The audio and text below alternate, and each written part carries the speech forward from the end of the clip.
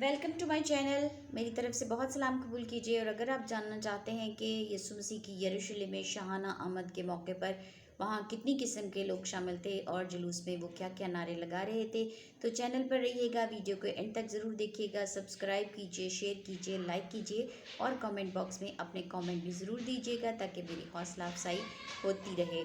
तो आइए तसव्वुर की आंख से बहुत पीछे चलते हैं। जब यीशु मसीह पहली बार शाहाना तौर पर यरूशलेम में दाखिल होते हैं। जी, ईद फसह का मौका है, निसान या अबीब महीने की 10 तारीख है। यरूशलेम शहर है और बहुत सारे लोग यहूदी जो जगह जगह से ईद फसह मनाने के लिए यरूशलेम में आए हुए हैं। और ईद फसह के लिए खुदा ने हुक्म दिया था कि ख़ानदान के पीछे, हर एक ख़ानदान के पीछे एक बर्रा लिया जाए और उसे ज़िबा किया जाए। तो उस ईद के मौका पर यीशु मसीह खुदा के बर्रे के तौर पर यरूशलेम में आ गए हैं। और ज़िक्रिया 9:9 की पेशनगोई के मुताबिक एक बादशाह के तौर पर शाहाना तौर पर उनका दाखला होता है। गधी के बच्चे पर सवार होकर वो आते हैं। शागिर्द उनके लिए ये इंतज़ाम कर रहे हैं कि गधी के बच्चे का इंतज़ाम हुआ और उसके बाद शागिर्दों ने उस पर अपने कपड़े बिछाए, रास्ते में अपने कपड़े बिछाए और हम्द कर रहे हैं, तारीफ़ कर रहे हैं और कह रहे हैं मुबारक है वो बादशाह जो आ रहा है। और आलमे बाला पर खुदा की तमजीद हो और आसमान पर खुदा का जलाल हो।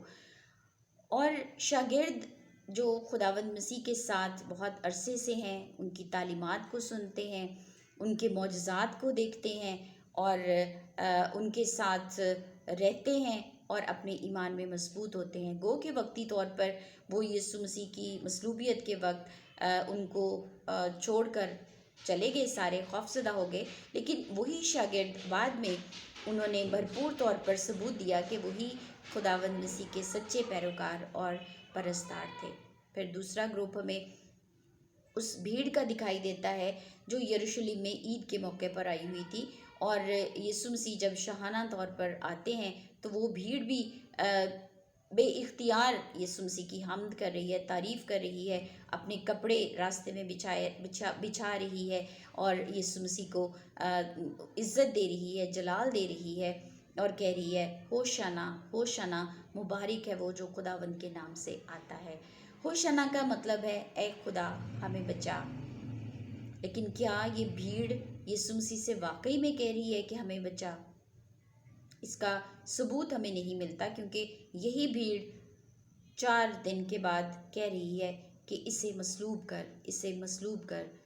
बस साबित होता है कि वो सिर्फ़ अपनी जिस्मानी दुनियावी ज़रूरतों के लिए और उस वक्त की कौम, उस वक्त की हुकूमत के जुल्म और नाइंसाफ़ी से बचाव के लिए सिर्फ़ और सिर्फ पुकार रहे हैं। वो नहीं जान रहे कि ये हकीकत में कौन है, ये हकीकत में किस तरह का बादशाह है और इसकी बादशाही किस किस्म की है।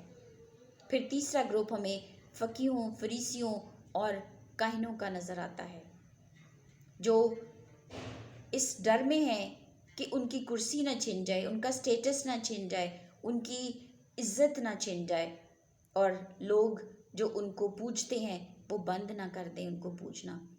वो इस बात से भी खौफज़दा है, मौके की ताक में है कि यीशु मसीह पर कोई इल्ज़ाम लगाएं और देखें कि वो कोई ऐसी बात करे जिससे उसको पकड़ा जा सके।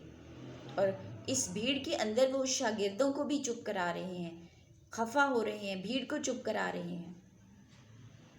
ये 3 किस्म के लोग हमें वहाँ दिखाई दे रहे हैं और ये हमें सोचने पे मजबूर कर रहे हैं कि इस बार जब हम भी पाम संडे की याद में जुलूस निकालते हैं तो हम किस ग्रुप के साथ शामिल होंगे?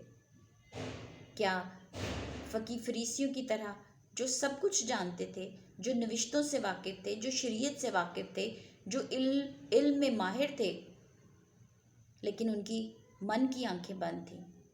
या उस भीड़ की तरह जो अपनी ज़रूरतों के लिए, सिर्फ़ और सिर्फ ज़रूरतों के लिए पुकार रही है, जिस्मानी दुनियावी ज़रूरतों के लिए, लेकिन अपनी रूहानी ज़रूरत के लिए, अपनी निजात से गाफिल है? कलाम में लिखा है कि पहले उसकी बादशाही और रास्तबाजी की तलाश करो, تو سب چیزیں تمہیں مل جائیں گی۔ یا پھر ہم شاگردوں کے گروپ میں شامل ہونا چاہتے ہیں جو خوفزدہ تو ہیں لیکن حقیقت میں یسوع مسیح کے پیروکار اور پرستار ہیں۔ سوچئے گا ضرور، جب جلوس میں شامل ہوں تو گھر سے سوچ کر تیاری کر کے جائیے کہ کس گروپ میں ہمیں شامل ہونا ہے۔ خداوند آپ کو برکت دے، آمین۔